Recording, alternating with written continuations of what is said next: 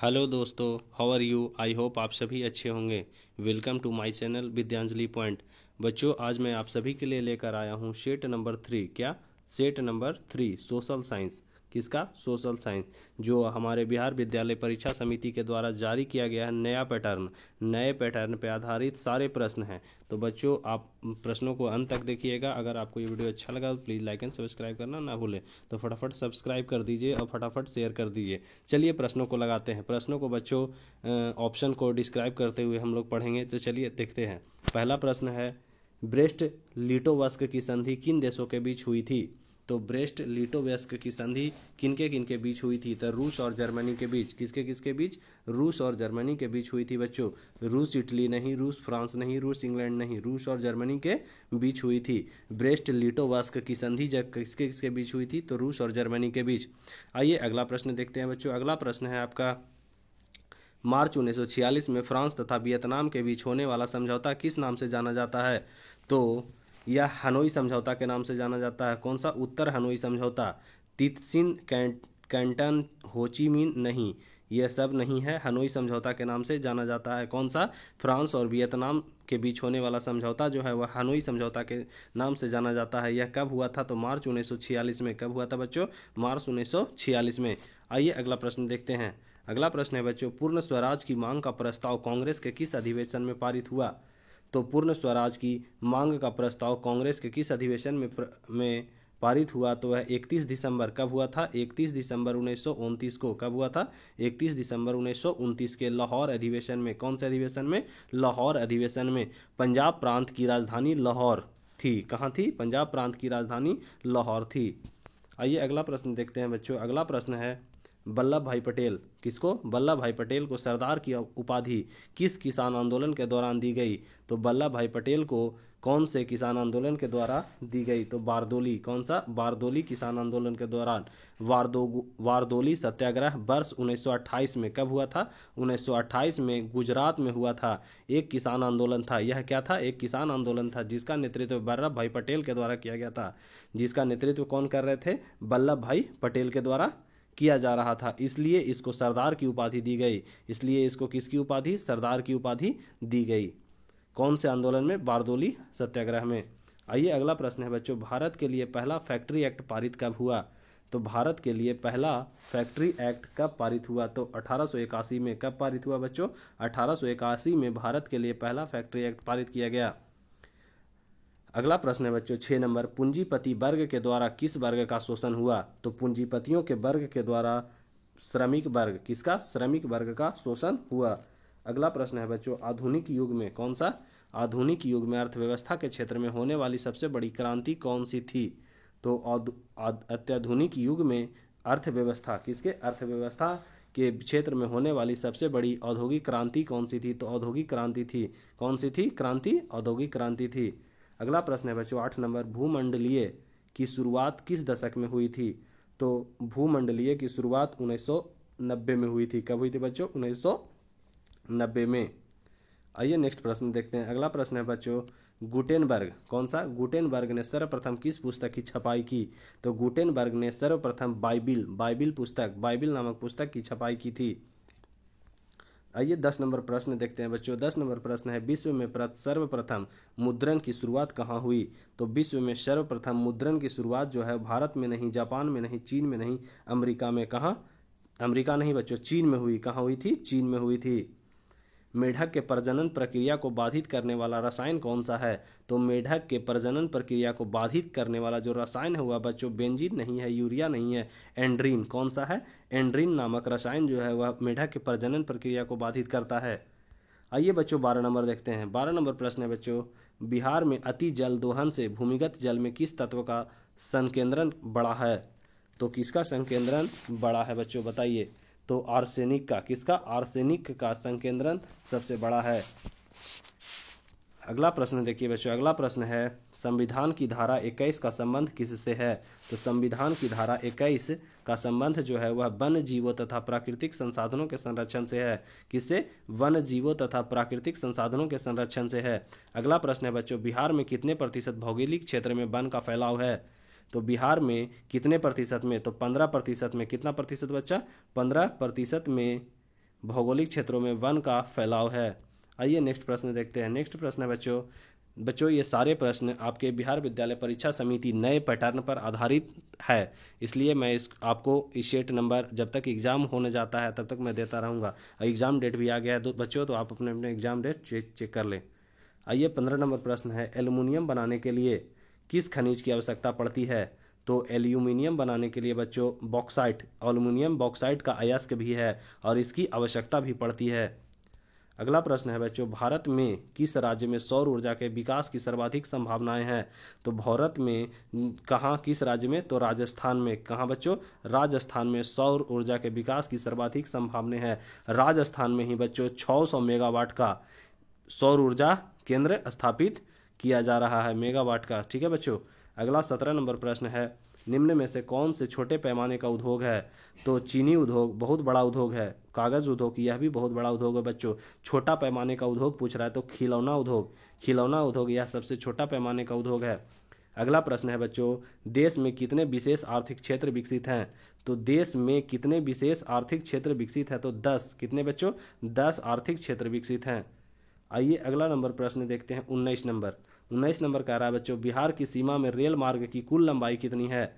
तो बिहार की सीमा में रेल लंबाई की कुल मार्ग जो है यह आपको ऑनलाइन में 5400 दिखाता है बच्चों। ठीक है, 5400 या 5200, लेकिन यहाँ ऑप्शन में 6283 किलोमीटर, कितना? कुल 6283 किलोमीटर है। ऑप्शन नंबर ए सही जवाब।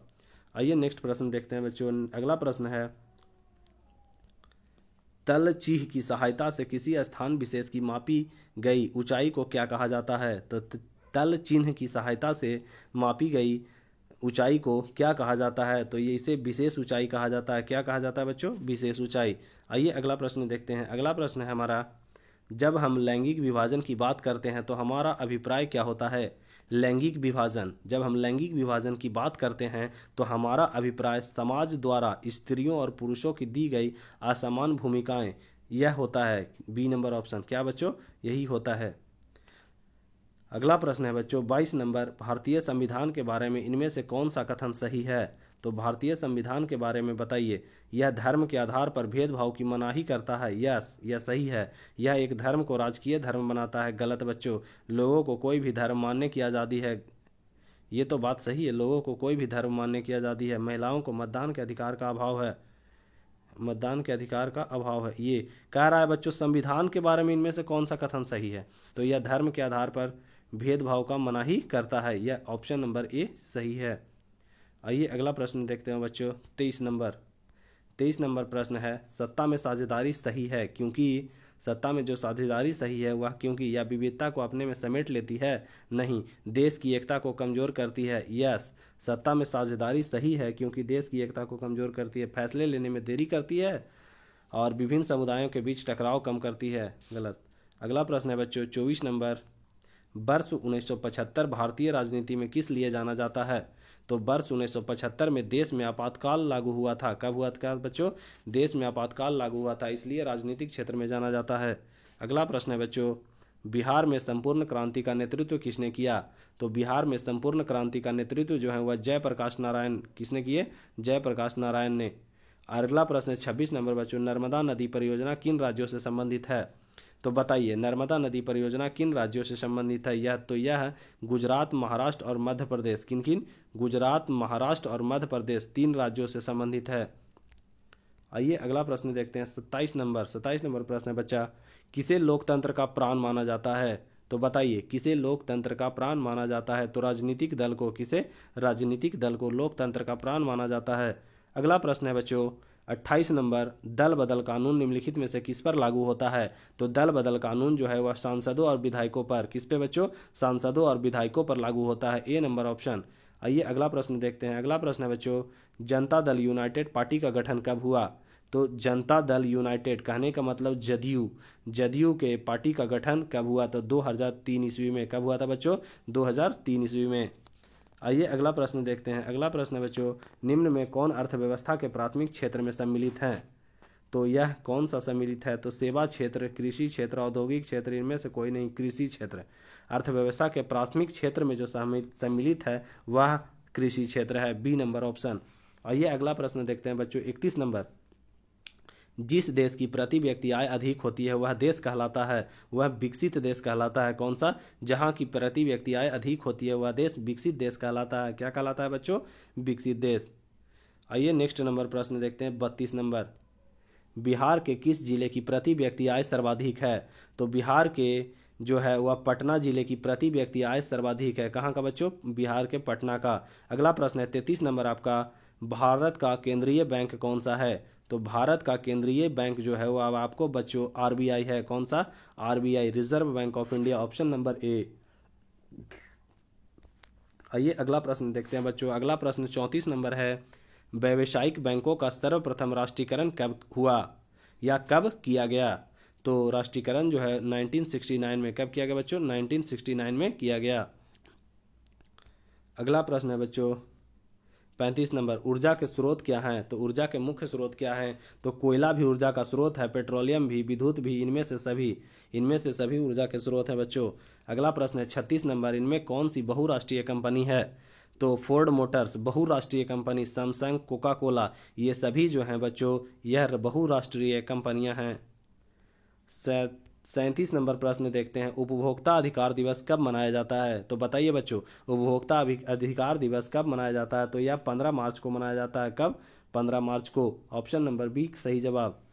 अगला प्रश्न देखते हैं बच्चों। यदि किसी वस्तु का सेवा का मूल्य 20 लाख से अधिक और 1 करोड़ से कम है तो उपभोक्ता हो सकता है, तो वह यह उपभोक्ता जो है कहाँ शिकायत कर सकता है? क्या है? कहाँ शिकायत कर सकता है? तो यह उपभोक्ता जो है बच्चों 1 करोड़ से 20 लाख से अधिक और 1 करोड़ से कम, तो यह जिला फोरम में नहीं, राज्य आयोग, यह कहाँ कर सकता है बच्चों? राज्य आयोग में अपना शिकायत कर सकता है। सुनामी का प्रमुख कारण क्या है? अगला प्रश्न है बच्चों। सुनामी का प्रमुख कारण क्या है? तो बताइए सुनामी का प्रमुख कारण क्या है? समुद्र में भूकंप का आना, द्वीपों पर भूकंप का आना, स्थलीय क्षेत्र पर भूकंप का आना, इनमें से कोई नहीं। तो यह बच्चों समुद्र में भूकंप का आना सुनामी का प्रमुख कारण है। Option number A. क्या है? समुद्र में भूकंप का आना सुनामी का प्रमुख कारण है। 40 नंबर प्रश्न है बच्चों। भूकंप केंद्र के ऊर्ध्वाधर पृथ्वी पर स्थित केंद्र को क्या कहा जाता है? तब भूकंप केंद्र के ऊर्ध्वाधर पृथ्वी पर स्थित केंद्र को क्या कहा जाता है? भूकंप केंद्र, आधि केंद्र, केंद्र नहीं बच्चों, डी नंबर भी गलत है, इनमें से कोई नहीं। इसका सही जवाब होगा अभिकेंद्र। क्या होगा बच्चों? अभिकेंद्र। भूकंप केंद्र के ऊर्ध्वाधर पृथ्वी पर स्थित केंद्र को अभिकेंद्र कहा जाता है। क्या कहा जाता है? अभिकेंद्र। आइए नेक्स्ट प्रश्न देखते हैं। अगला प्रश्न है बच्चों। यूरेनियम का प्रमुख उत्पादक केंद्र कौन सा है? तो यूरेनियम का प्रमुख उत्पादन केंद्र है जो जादूगोड़ा, लेकिन राज्य में आंध्र प्रदेश। कहाँ बच्चों? राज्य में आंध्र प्रदेश है। ठीक है, पहला स्थान यूरेनियम का प्रमुख उत्पादक केंद्र जो है वह आंध्र प्रदेश है। कहाँ बच्चों? आंध्र प्रदेश। आइए अगला प्रश्न देखते हैं। अगला प्रश्न है 42 नंबर। सुनामी कहाँ आती है? तो बताइए सुनामी स्थल पे, समुद्र में, आसमान में, या इनमें से कोई नहीं। तो सुनामी जो है बच्चों वह समुद्र में आती है। कहाँ? समुद्र में। ऑप्शन नंबर बी सही जवाब। अगला प्रश्न है बच्चों। लोकतंत्र की सफलता निर्भर करती है। तो लोकतंत्र की जो सफलता है वह किस पे निर्भर करती है बच्चों? तो नागरिक की उदासीनता पर, नागरिकों की गैर कानूनी कार्रवाई पर, नागरिकों की विवेकपूर्ण सहभागिता पर। तो लोकतंत्र की सफलता जो निर्भर करती है बच्चों नागरिकों की विवेकपूर्ण, कौन सा? नागरिकों की विवेकपूर्ण सहभागिता पर। आइए अगला प्रश्न देखते हैं 44 नंबर प्रश्न बच्चों। किसने कहा बिहार के विकास के बिना भारत का विकास संभव नहीं है? किसने कहा बिहार के विकास के बिना भारत का विकास संभव नहीं है? तो बताइए नरेंद्र मोदी जी, सुरेंद्र प्रसाद और नन। तो डॉक्टर एपीजे अब्दुल कलाम ने कहा था। किसने? डॉक्टर एपीजे अब्दुल कलाम ने कहा था बिहार के विकास के बिना भारत का विकास संभव नहीं है। ठीक है बच्चों, आइए नेक्स्ट प्रश्न देखते हैं। अगला नंबर प्रश्न है। बोलीविया में जनसंपर्क का मुख्य कारण क्या था? तो बोलीविया में जनसंपर्क का मुख्य कारण पानी की कीमत में वृद्धि। क्या था? पानी की कीमत में वृद्धि था बच्चों। खाद्यान्न की कीमत में वृद्धि नहीं, पेट्रोल की कीमत नहीं। अगला प्रश्न है बच्चों 46 नंबर। भारत का राष्ट्रीय पक्षी क्या है? तो भारत का राष्ट्रीय पक्षी जो है हमारा मोर है। कौन सा? नीला मोर। कौन सा बच्चों? नीला मोर है। आइए नेक्स्ट प्रश्न देखते हैं। अगला प्रश्न है बच्चों। संजय गांधी जैविक उद्यान किस नगर में स्थित है? तो राजगीर में, बोध गया में, और ऑप्शन कहाँ है बच्चों? बिहार शरीफ और पटना में। तो कहाँ है? पटना में है। कहाँ है बच्चों? पटना में। वेदों की ओर लौट चलो नारा किसने दिया? बताइए, वेदों की ओर लौट चलो नारा किसने दिया बच्चों? तो स्वामी दयानंद सरस्वती ने। किसने? स्वामी दयानंद सरस्वती ने दिया। अगला प्रश्न है 49 नंबर बच्चों, दीर्घकालीन ऋण प्रदान करने वाली संस्था कौन सी है? तो दीर्घकालीन ऋण प्रदान करने वाली जो संस्था है वह बच्चों भूमि विकास बैंक है। कौन सा? भूमि विकास बैंक। कृषक महाजन, प्राथमिक कृषि साख समिति नहीं, तो भूमि विकास बैंक है बच्चों। अगला प्रश्न है आर्थिक विकास का तीसरा क्षेत्र क्या है? तो आर्थिक विकास का तीसरा क्षेत्र जो है वह क्या है बच्चों? कृषि क्षेत्र, विज्ञान क्षेत्र, शिक्षा क्षेत्र नहीं, सेवा क्षेत्र। तीसरा क्षेत्र पूछ रहा है, तो तीसरा क्षेत्र आपका डी नंबर ऑप्शन सेवा क्षेत्र होगा।